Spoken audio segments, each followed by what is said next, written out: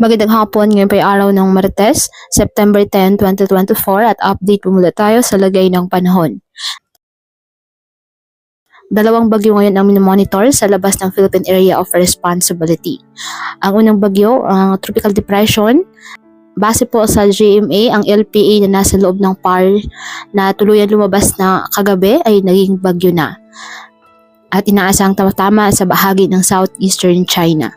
Ngunit sa pag-asa, isa pa lamang itong LPA at may posibilidad ding maging bagyo. Samantala, ang ikalawang LPA na nasa labas ng PAR sa Pacific Ocean ay lumakas na rin at ganap ng bagyo o tropical depression ayon sa pag-asa. Inaasang patuloy ito na lalakas at posibleng maging tropical storm sa loob ng 24 oras.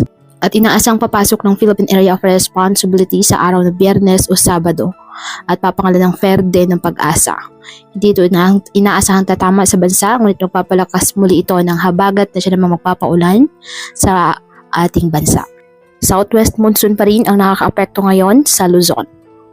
Kaya patuloy po natin na pinag-iingat ang ating mga kababayan sa banta po ng mga pagbaha at pagguho ng lupa, lalo na kapag may malalakas na ulan, at ugaliin po na magdala palagi ng payong o kahit anong panangga sa ulan sa tuwing lalabas ng ating mga tahanan.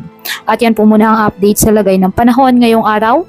Muli patuloy po tayo na mag-ingat at palaging tandaan, God loves you. Stay safe and God bless.